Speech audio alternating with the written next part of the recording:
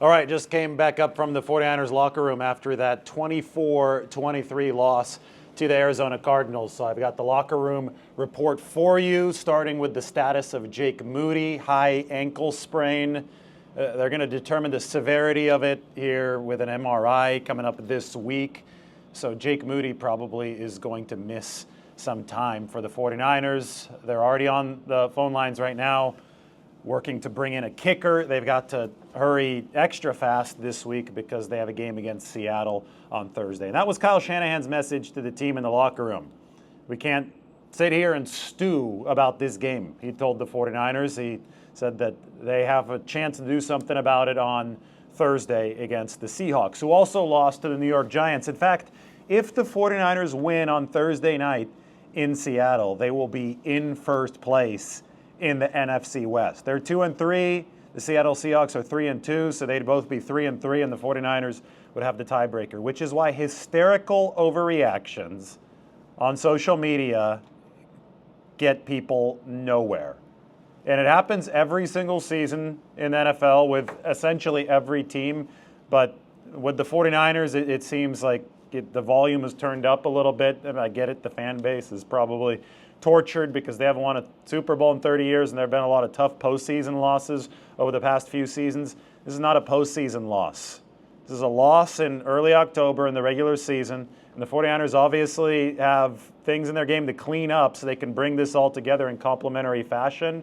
But by no means is this some kind of tragic defeat that the 49ers won't be able to overcome. I think Nick Bosa said it the best. This team has been through worse, and they have. They've been 2-4 before in the past. And if they lose to Seattle on Thursday, they'll be 2-4. It's a hole they've dug out of before. The rest of the division is not consistently winning either, and it's about who separates themselves. As I said earlier, September is essentially the new preseason now. Teams start to separate themselves in October. 49ers did not acquit themselves well to begin October today, but they've got another chance on Thursday. So they're going to have to get a kicker first and foremost, because the truth of the matter is that San Francisco almost certainly wins this game with a healthy kicker. They, on 4th and 22, I believe it was, they decided to go for it because they felt that they had no other choice. They didn't get it, and they lost by 1 point. Field goal there obviously changes the tenor of this football game. By the way, for those of you wondering what the inflection point for deciding between a field goal and going for it at the end of the game would have been, it was the 15-yard line. If the 49ers had gotten it to about the 15, Kyle Shanahan would have opted for a field goal try with Mitch Wishnowsky at the end of the game. It was all a moot point, though, because the blitz from the Arizona safety overwhelmed the 49ers' protection. Brock Purdy was unable to release the ball in time, turned into a QB hit and an interception. 49ers in the locker room this is expected. I think everybody but Nick Bosa. Bosa acknowledged that I think he might have had something to do with this. Everybody else didn't want to use it as an excuse. It's just my job, though, as an analyst of these games, to take a look at what happened objectively. I fully understand the team not wanting to talk about it. It was 97 degrees out on this field. It's still warm out there. It was very warm, and the truth of the matter is that James Conner had 9 rushing yards in the first half and close to 80 in the second half. That kind of discrepancy is very unusual. I haven't seen the 49ers' standard run defense fall off a cliff like that before, actually. So I think that obviously the conditions had something to do with it. The 49ers also wore Arizona down. Jordan Mason also had a yardage in that second half. The receivers were roaming free, but the Cardinals didn't turn the ball over in the second half, and the 49ers did. That was the difference here. That's what Kyle Shanahan was really clear about, and I think it's obvious to anybody who watched the game. You can chalk a couple of those up to really bad luck, right? I mean, there was especially the first one. You got to give Roy Lopez some credit, the defensive lineman for the Cardinals. He was working against Dominic Pooney, got his hands up and knocked the ball into the air. It turned into an interception. 49ers were deep in their own territory. To their credit, their defense stopped the Cardinals after that point, but I mean, that's what happened. It was a giveaway. The more critical and avoidable giveaway was Jordan Mason's fumble. He's fighting for yardage that isn't there. Ball gets ripped out. In a way, last week's problems came back to haunt San Francisco. Remember that last week, Jordan Mason put a couple balls on the ground. It was on the exchange last week from Brock Purdy. The 49ers were able to recover them, today. They were not able to recover the fumble in a spot of the field where the 49ers could have put the game away. Ultimately, turnover margin is king in this league. It determines wins and losses. It's probably the most correlated statistic to wins and losses that there is in the NFL, and the 49ers weren't able to take care of the ball later. You look a whole lot better if you're able to take care of the football. 49ers definitely were not able to do that. There is optimism about Brandon Ayuk's game. Yes, I mean, he's knocked off some of the rust, looked a lot better. 49ers just have to put it together as a whole. I think that there's several things that are work in progress for the 49ers. The safety play. It's going to be really interesting where it goes from here. No health update on Talanoa Hufanga, who exited the game with a wrist injury, but it looks like it's Malik Mustafa's time right now for as long as Hufanga is out. And I thought Malik Mustafa played a good game for the 49ers today. Is he going to bring them a little bit better coverage? Because that area has slipped since the loss of Tashawn Gibson Sr. last year.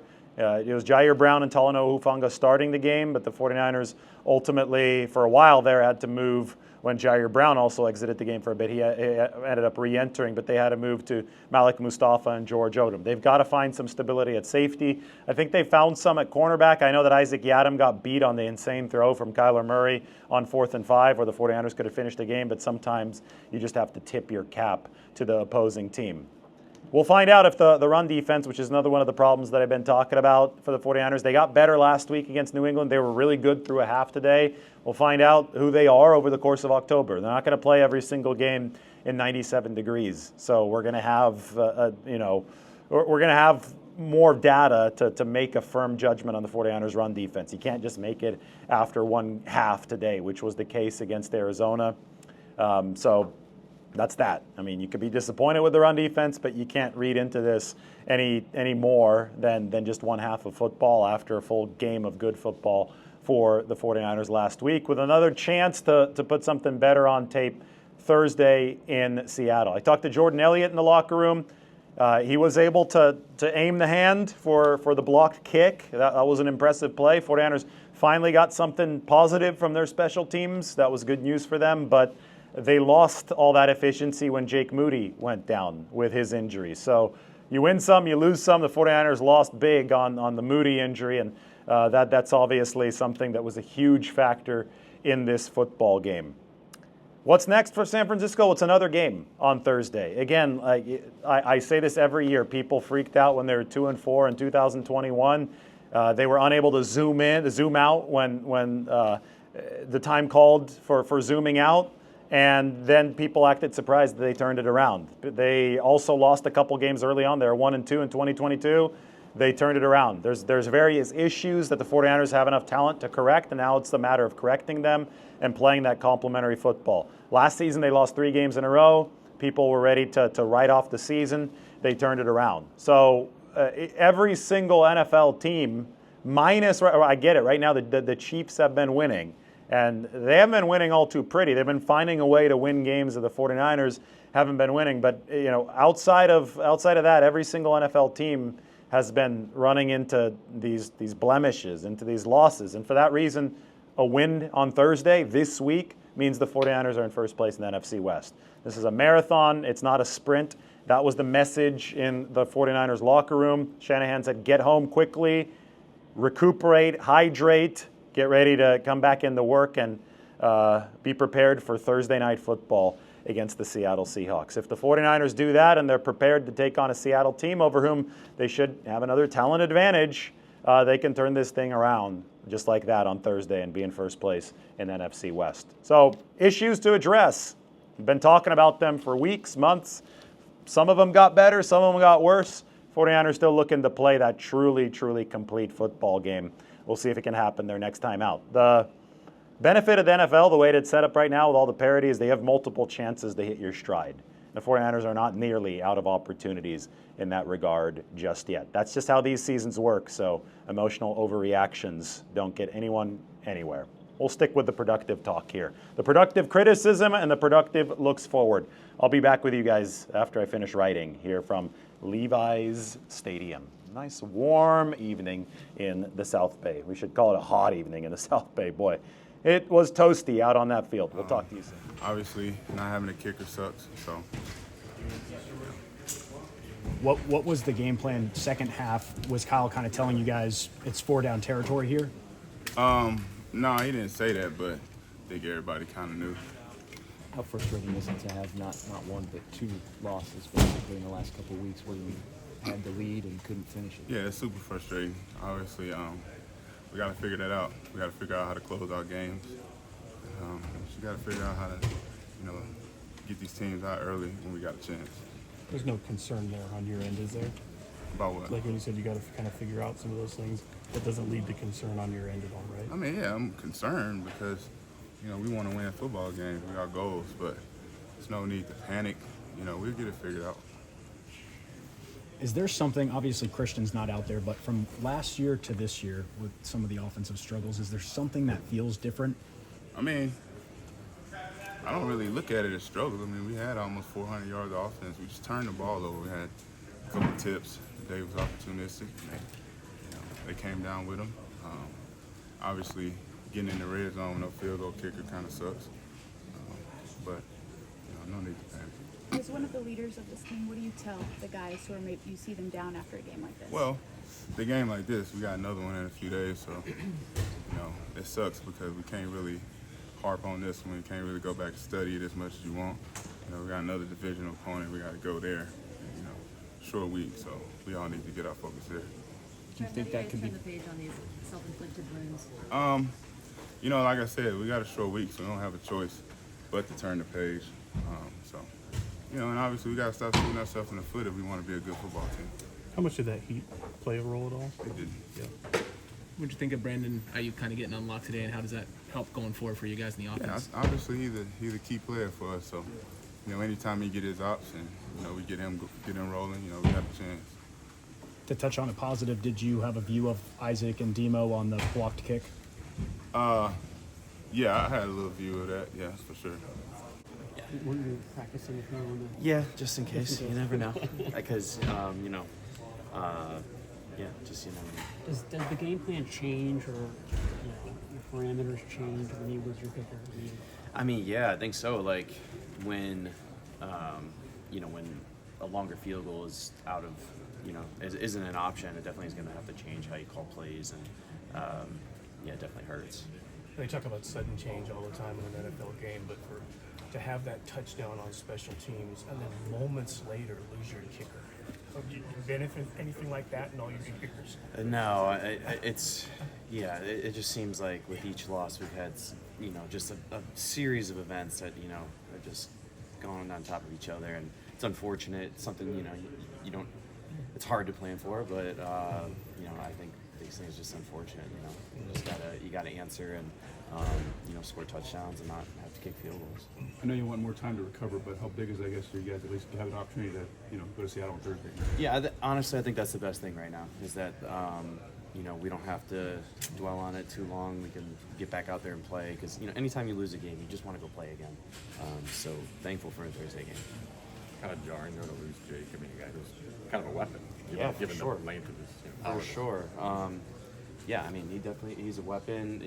A guy that once you cross the midfield, you feel like he can score. So that hurts to lose him. It really does change your philosophy too. You had to go for it on that long 4th down, which would have been a field goal opportunity. Right. Yeah, and it's a bad situation. It's 4th and 22 or something, and you got to go for it. It's hard to have success there. To get BA unlocked, how key is that for your offense as you move forward? I think that's all. I think that's gonna be good.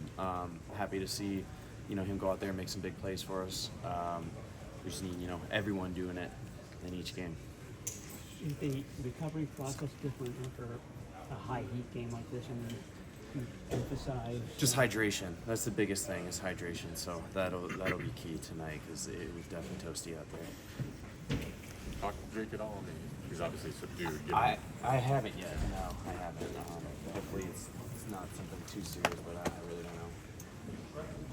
And Kyle, last year you guys lost 3 in a row and then made it to the Super Bowl. What are some of the things that good football teams do that help rebound from stuff like this when you've underperformed? Yeah, I think it's learning from the loss, learning from the film. No mistake's a bad one unless you don't learn from it. And so I think a good football team, when you have games like this, they learn from it, they get better from it, and then they put it away and they move forward. And it really is such a 1 week at a time type of league, and so that's really our biggest focus this week is learn from this, put it away, go beat the Seahawks. Is there anything you can pinpoint? We turned the ball over twice, within the last, I think, 6 minutes of the game. I think that was probably the biggest thing is just turnovers and not finishing.